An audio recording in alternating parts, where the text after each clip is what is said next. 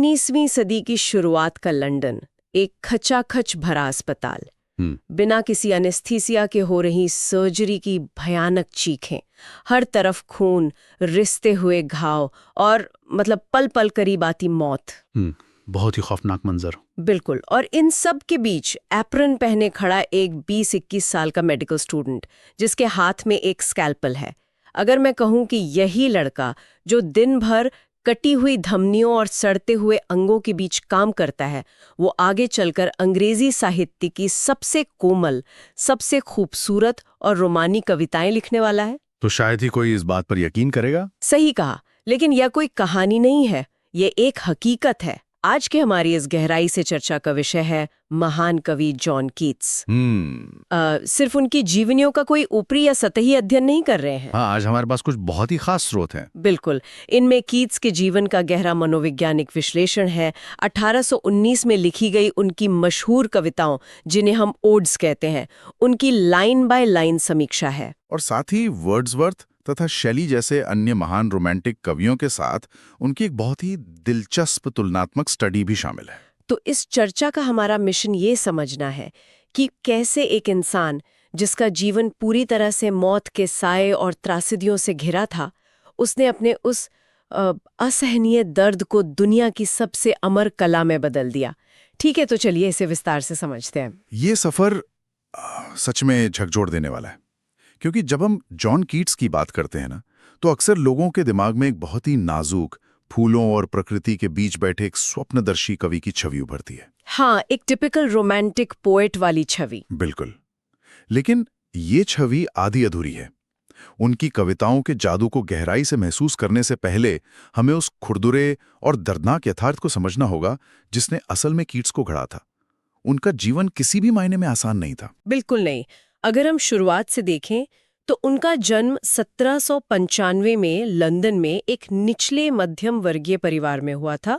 उनके पिता Thomas Keats एक अस्तबल में घोड़ों की देखभाल का काम करते थे, और जब कीट्स महज 8 साल के थे तो उनके पिता की घोड़े से गिरकर एक भयानक दुर्घटना में मौत हो गई। छोटे बच्चे के लिए एक बहुत बड़ा सदमा था। हाँ, लेकिन त्रासदी की ये तो बस शुरुआत थी। जब वो 14 या 15 साल के रहे होंगे, उनकी माँ की ट्यूबरकुलोसिस यानी टीबी से बहुत ही दर्दनाक मौत हो गई। और उस जमाने में टीबी का कोई इलाज भी नहीं था। बिल्कुल सही।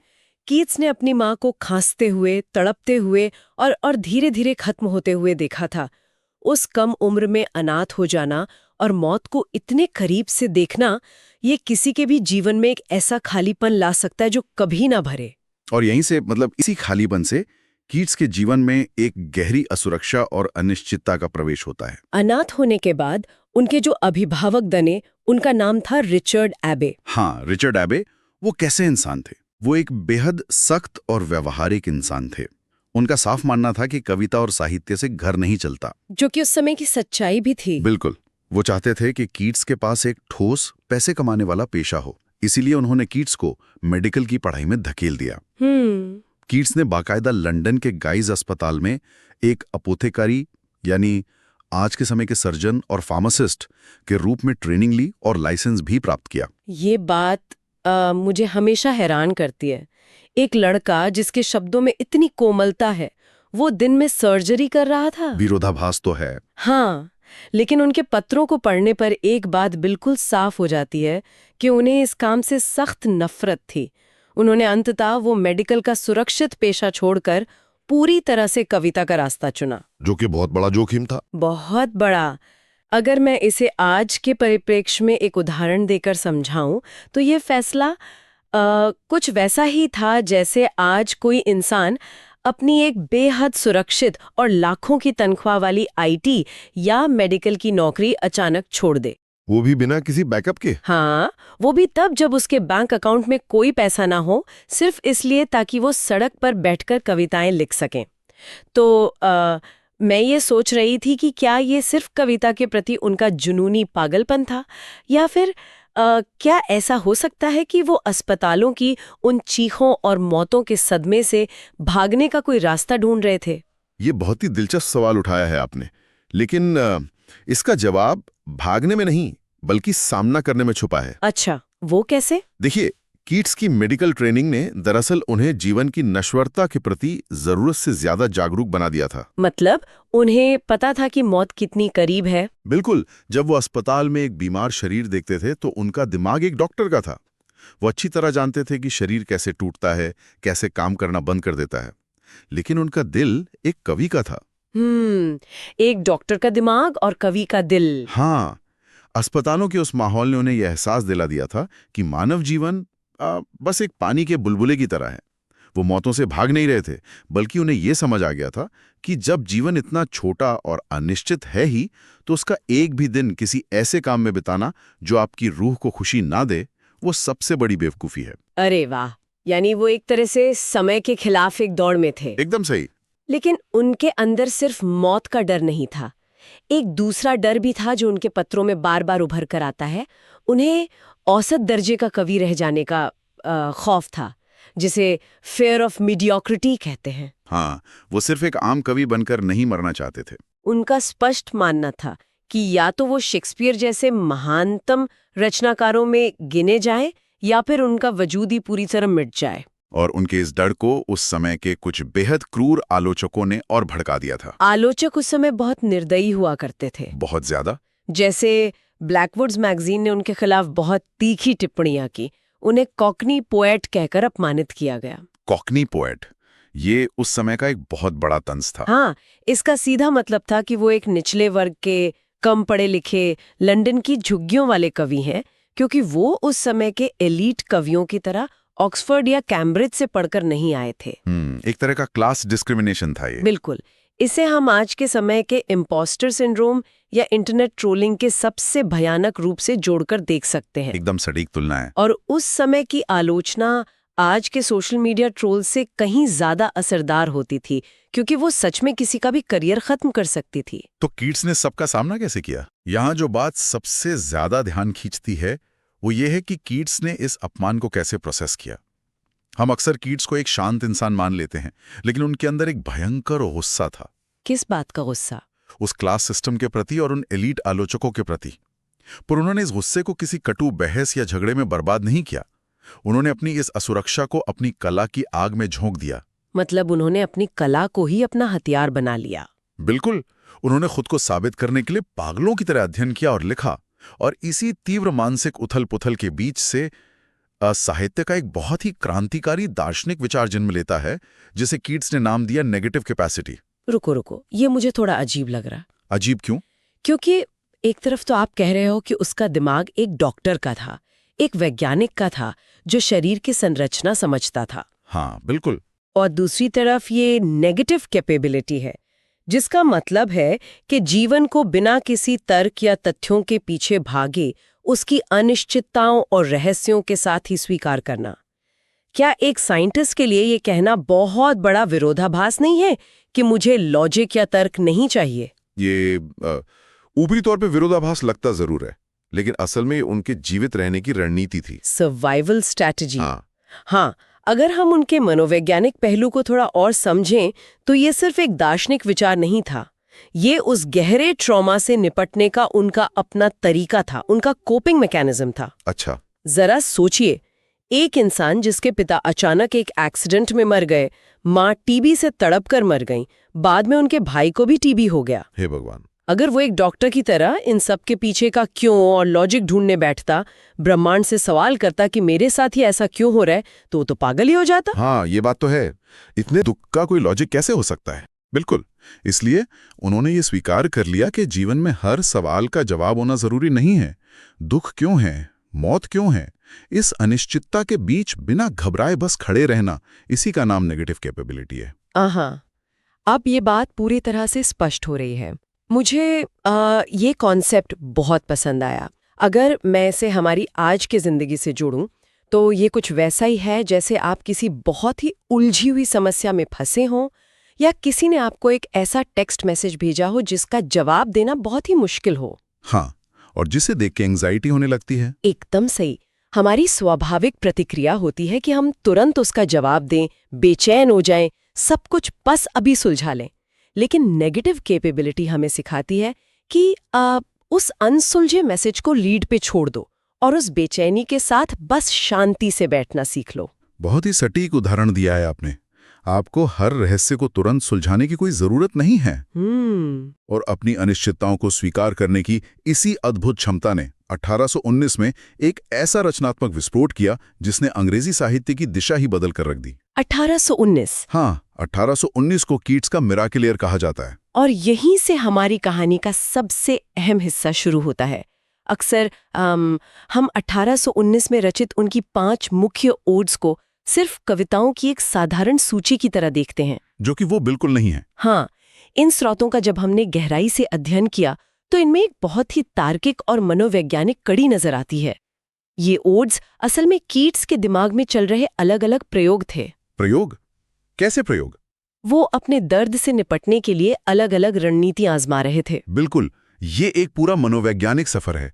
अगर हम उनकी पहली रणनीति की बात करें तो वो थी एस्केप, यानी वास्तविकता से भाग जाना। एस्केपिज्म। हाँ, ये हमें साफ दिखता है उनकी कविता ओड टू अ नाइटिंगेल में। ये कविता शुरू ही होती है एक भयंकर दर्द से। वो लिखते हैं, माई हार्ट एक्स, मेरा दिल दुखता है। बिल्कुल, कीट्स जंगल में एक बुलबुल को गाते हुए सुन रहे हैं। यहाँ बुलबुल सिर्फ एक पक्षी नहीं है, वो एक ऐसी अमर दुनिया का प्रतीक है जहाँ बीमारी नहीं है, बुढ़ापा नहीं है और मौत नहीं है। हाँ, और वो उस अमर दुनिया तक पहुंचना कैसे जाते हैं, ये भी बहुत दिलचस्प है। वो साफ कहते हैं कि वो शराब के नशे से नहीं भागना चाहते। तो फिर कैसे? वो कल्पना यानी इमेजिनेशन के पंखों पर सवार होकर वहां जाना चाहते हैं।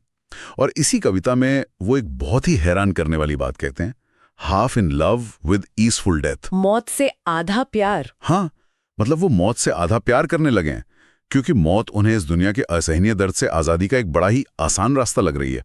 लेकिन मुझे एक बात हमेशा से खटकती थी। क्या? कीट्स की कविता पढ़ते ही एक अलग सी लय, एक अलग सा नशा क्यों महसूस होता है? चूंकि वो मेडिकल का छात्र था, तो क्या उसने पोएट्री को भी एनाटॉमी की तरह डिकोड किया था? अरे, ये एक बहुत ही शानदार बिंदु है। सच में। हाँ, कीट्स असल में भाषा के साथ एक वैज्ञानिक प्रयोग ही कर रहे थे। अगर आप नाइटिंगेल की पंक्तियों को जोर से पढ़ें तो आप महसूस करेंगे कि उन्होंने जानबूझकर ऐसे भारी और लंबे स्वरों यानी वॉवल्स का इस्तेमाल किया है जो आपके होठों और जीभ को धीमा कर देते हैं, जैसे कोई फिजिकल रिएक्शन हो रहा हो। बिल्कुल, जैसे वो लाइन है ना, drowsy numbness pains my sense.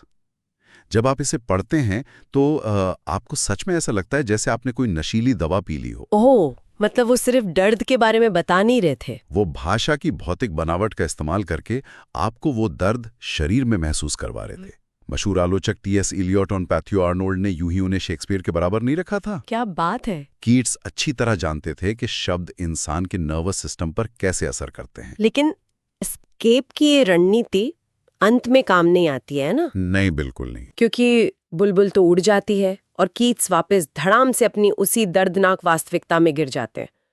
तो अगर भागने से काम नहीं चला तो कीट्स की अगली रणनीति क्या थी? हाँ, भागने के बाद उनकी अगली रणनीति थी समय को जमा देना। समय को जमा देना? हाँ, इमॉर्टैलिटी या अमरता को खोजना। और ये अनोखा प्रयोग हमें दिखता है उनकी कविता Ode on a Grecian urn में। ग्रेशियन अर्न यानी एक यूनानी कलश? बिल्कुल।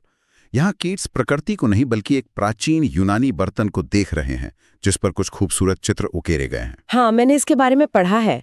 उसमें पेड़ हैं, कुछ संगीतकार हैं और 2 प्रेमी हैं जो एक दूसरे को चूमने ही वाले हैं। एकदम सही। क्लेंथ ब्रुक्स जैसे आलोचक इसे फ्रोजन लाइफ यानी जमे हुए जीवन का विरोधाभास कहते हैं। और जमे हुए चित्र, वो प्रेमी कभी बूढ़े नहीं होंगे, वो पेड़ कभी अपने पत्ते नहीं गिराएंगे। ये देखकर कीट्स कहते हैं कि कला अमर है। लेकिन रुकिए, ये तो एक बहुत बड़ा धोखा है ना? धोखा कैसे? कला भले ही अमर हो, पर वो प्रेमी कभी एक दूसरे को असल में चूम भी तो नहीं पाएंगे। सही पकड़ा आपने। उनका प्यार हमेशा अधूरा ही रहेगा। उसमें जीवन की धड़कन नहीं है, कोई गर्माहट नहीं है। और इसी उलझन के बीच कविता के अंत में वो सबसे प्रसिद्ध पंक्ति आती है जिसे लेकर आज भी बहस होती है, beauty is truth, truth beauty. बिल्कुल। कीट्स को यह गहरा एहसास हो जाता है कि एक जमे हुए अमर यथार्थ में कोई जीवन नहीं है।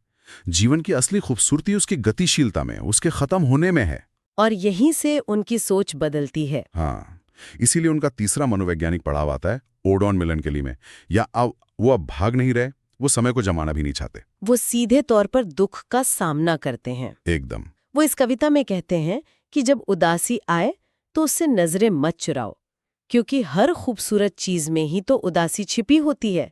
जो फूल आज सुंदर है वो कल मुरझा जाएगा। जो आज हमारे साथ है वो कल बिछड़ जाएगा। अंतिम और सबसे परिपक्व मुकाम है, वो है उनकी कविता टू ऑटम। ऑटम यानी पतझड़, ये उनकी आखिरी महान ओड है ना? हाँ, पतझड़ का मौसम, जिसे आमतौर पर हम अंत, मृत्यु या उदासी का प्रतीक मानते हैं, लेकिन कीट्स ने इसे एक भरपूर और पके हुए मौसम के रूप में देखा। वो कहते हैं सीजन ऑफ मिस्ट्स एंड मेलो फ्रूटफुलनेस। इस कविता में आप ध्यान दें तो कोई नाइटिंगेल नहीं है जिसके पंखों पर उड़कर उन्हें भागना हो। कोई कलश नहीं है जिसमें समय को हमेशा के लिए जमाना हो। यहाँ सिर्फ और सिर्फ पूर्ण स्वीकृति है, फुल एक्सेप्टेंस। मतलब उन्होंने अपनी नियति को मान लिया था। हाँ, वसंत ऋतु जा चुकी है, लेकिन कीट्स कहते हैं कि उसकी याद में मत रो, क्योंकि पतझड़ का अपना एक अलग संगीत है। कितनी खूबसूरत बात है। यहाँ आकर कीट्स ने जीवन के ढलने को और मृत्यु को एक बहुत ही प्राकृतिक और खूबसूरत प्रक्रिया मानकर दिल से स्वीकार कर लिया था। उनकी वो सारी बेचैनी यहाँ आके शांत हो जाती है। अपनी कविताओं में, अपने ख्यालों में तो उन्होंने मृत्यु को पूरी तरह स्वीकार कर लिया था, लेकिन जब असर जिंदगी ने उन पर वार किया तो कहानी बहुत भयानक और अधूरी रह गई। असल जिंदगी हमेशा कविताओं से ज्यादा क्रूर होती है। बिल्कुल, खासकर जब हम फैनी ब्राउन के साथ उनके रिश्ते को देखते हैं। अगर हम उनके उस दौर के खत पढ़ें तो साफ दिखता है कि उनका ये प्यार एक जुनूनी हद तक जा चुका था। एक तरह का ऑब्सेसिव अटैचमेंट हो गया था उन्हें। हाँ, वो फैनी को लेकर इतने पजेसिव क्यों हो गए थे? क्योंकि फैनी ब्राउन उनके लिए जीवन का प्रतीक थी। जीवन का प्रतीक। हाँ, फैनी युवा थी, ऊर्जावान थी और भविष्य की अनगिनत संभावनाओं से भरी हुई थी। और दूसरी तरफ कीट्स अंदर ही अंदर ये जानते थे कि उनका अपना शरीर धीरे धीरे खत्म हो रहा है। टीबी की वजह से। बिल्कुल, उनके पास न तो पैसा था और ना ही ऐसा स्वास्थ्य कि वो फैनी से शादी कर सकें। फैनी वो सब कुछ थीं जो कीट्स शिद्दत से चाहते थे लेकिन कभी पा नहीं सकते थे। ये बहुत दुखद है। ये असल में एक डूबते हुए इंसान का जीवन से चिपके रहने का आखिरी हताश प्रयास था। और फिर वो खौफनाक दिन आता है। एक रात कीट्स को खांसते हुए खून की एक बूंद आती है। वो रात इतिहास में दर्ज है। अब देखिए, एक आम इंसान शायद उस खून को देखकर घबरा जाता या खुद को झूठी तसल्ली देता, लेकिन कीट्स, जो एक प्रशिक्षित मेडिकल डॉक्टर थे, उन्होंने उस खून की बूंद को सफेद चादर पर देखा और एक वैज्ञानिक की तरह उसका रंग परखा। और उन्होंने उसे तुरंत पहचान लिया। उन्होंने अपने दोस्त से कहा, that drop of blood is my death warrant, यानी ये खून की बूंद मेरी मौत का फरमान है। ये एक रोंगटे खड़े कर देने वाला आत्मनिदान था, एक सेल्फ डायग्नोसिस। उन्हें कैसे पता चला कि वो नहीं बचेंगे? क्योंकि उन्हें पता था कि ये जो खून है वो गहरे लाल रंग का आर्टीरियल ब्लड है। इसका मतलब था कि ट्यूबरकुलोसिस अब अपने अंतिम चरण में पहुंच चुका है और अब विज्ञान की कोई भी ताकत उन्हें नहीं बचा सकती। हे भगवान, ये उनके जीवन का सबसे त्रासद पल रहा होगा। बिल्कुल, अपनी ही मौत को इतने वैज्ञानिक और सटीक ढंग से करीब आते हुए देखना ये कोई आसान बात नहीं है। तो इसके बाद क्या हुआ? डॉक्टरों ने उन्हें इंग्लैंड की कड़कड़ाती ठंड से दूर इटली जाने की सलाह दी ताकि वो कुछ और दिन जी सकें। वो अपने दोस्त जोसेफ सेवन के साथ रोम चले गए। रोम? लेकिन रोम का वो स्पैलेस स्टेप्स के पास वाला छोटा सा कमरा उनकी आखिरी जेल बन गया। मैंने पढ़ा है कि वो आखिरी कुछ महीने किसी नर्क से कम नहीं थे। चरम डिप्रेशन, फेफड़ों का भयंकर दर्द और फैनी से हमेशा के लिए दूर हो जाने की असहनीय तड़प। वो पूरी तरह टूट चुके थे। हाँ, उन्होंने पढ़ना लिखना सब छोड़ दिया था। उन्हें ये पक्का विश्वास हो गया था कि वो एक असफल, भुला दिए जाने वाले कवि के रूप में मर रहे हैं। और अंततः 23 फरवरी 1821 को महज 25 साल की छोटी सी उम्र में जॉन कीट्स का निधन हो गया। केवल 25 साल? सोचिए, इस उम्र में तो लोग अपना करियर शुरू करते हैं, दुनिया को समझना शुरू करते हैं। बिल्कुल। रोम में उनकी कब्र पर उन्हीं के कहे अनुसार एक वाक्य लिखा गया जो आज भी वहां मौजूद है। क्या लिखा है? Here lies one whose name was written in water, यानी यहाँ वो इंसान लेटा है जिसका नाम पानी पर लिखा गया था। पानी पे लिखा गया था? हाँ। कीट्स को लगा कि उनका वजूद पानी की लहरों की तरह बस मिट जाएगा, कोई उन्हें याद नहीं रखेगा। लेकिन नियति को तो कुछ और ही मंजूर था। आज जब हम रोमांटिक एरा के सबसे बड़े स्तंभों की बात करते हैं तो वर्ड्सवर्थ, शेली और कीट्स की त्रिमूर्ति का नाम सबसे ऊपर आता है। बिल्कुल आता है। इन तीनों कवियों की तुलना बहुत ही दिलचस्प है। जैसे वर्ड्सवर्थ की कविताएं शांति और नैतिकता की बात करती हैं, वो हमें जीना सिखाते हैं। शैली विद्रोह, क्रांति और आदर्शवाद से भरे हुए हैं, वो हमें सपने देखना सिखाते हैं। लेकिन कीट्स वो हमें महसूस करना सिखाते हैं। क्या बात है। देखिए, वर्ड्सवर्थ के लिए प्रकृति एक दार्शनिक शिक्षक थी, शैली के लिए प्रकृति एक क्रांतिकारी ऊर्जा थी, पर कीट्स के लिए प्रकृति और कला पांचों इंद्रियों से महसूस की जाने वाली शुद्ध सुंदरता थी। हाँ। शैली को कीट्स की मृत्यु का इतना गहरा आघात लगा था और उन्हें उन क्रूर आलोचकों पर इतना गुस्सा था कि उन्होंने कीट्स की याद में एडोनिस नाम की एक बहुत ही मार्मिक और अमर कविता लिखी थी। सच में उनका प्रभाव बहुत गहरा था। कीट्स के जीवन का सबसे बड़ा विरोधाभास, उनका सबसे बड़ा पैराडॉक्स असल में यही है। कौन सा पैराडॉक्स? यही कि उनका परिवार पूरा नहीं रहा, उनकी डॉक्टरी की पढ़ाई पीछे छूट गई, फैनी के साथ उनका प्यार अधूरा रह गया और उनका जीवन भी महज 25 साल में ही सिमट गया। लेकिन उनकी इसी अधूरी जिंदगी ने अंग्रेजी साहित्य को सबसे पूर्ण और अमर कला दी है। तो इस सब का क्या मतलब है? आप ही बताइए। मतलब एक युवा लड़का जो अस्तबलों और खून से सने अस्पतालों की दुनिया से निकला, जिसने अपने माता पिता को दर्द से तड़पते देखा, जिसे आलोचकों ने उसके वर्ग और पढ़ाई के कारण नीचा दिखाया और जो हर पल मौत के साए में जिया। उसने अपने उस भयंकर दर्द को शब्दों के ऐसे मोतियों में पिरोया जो आज सदियों बाद भी उसी चमक के साथ मौजूद हैं। बिल्कुल। उसने सोचा था कि उसका नाम पानी पर लिखा गया है और लहरों के साथ मिट जाएगा, लेकिन असल में वह इतिहास के पन्नों पर पत्थरों से भी ज्यादा गहराई से उकेरा गया। कीट्स का जीवन हमें एक बहुत ही गहरा सबक देता है। क्या सबक? यही कि कला केवल आराम और खुशियों की गोद में नहीं जन्मती। अक्सर सबसे महान और खूबसूरत रचनाएं इंसान की सबसे गहरी पीड़ा और अपनी कमजोरियों को स्वीकार करने से ही बाहर आती हैं। बिल्कुल सही कहा आपने। और अंत में मैं इस चर्चा को सुन रहे लोगों के लिए एक विचार छोड़ना चाहती हूँ जो कीट्स के जीवन से ही प्रेरित है। बिल्कुल। आज के इस डिजिटल और सूचना से भरे युग में जहाँ हम हर सवाल का तुरंत और सटीक जवाब गूगल पर खोजते हैं, हमें ये भ्रम हो गया है कि सब कुछ जानना ही शांति है। हाँ, हम हर चीज का लॉजिक ढूंढते हैं। बिल्कुल। लेकिन कीट्स की नेगेटिव कैपेबिलिटी हमें एक बहुत अलग रास्ता दिखाती है। क्या ऐसा हो सकता है कि आज हमारी मानसिक शांति का असली रहस्य ज्यादा जानना नहीं, बल्कि अपनी उलझनों, अनसुलझे सवालों और अनिश्चितताओं के साथ बिना किसी घबराहट के शांति से बैठना सीखना हो? इस पर जरूर विचार कीजिएगा।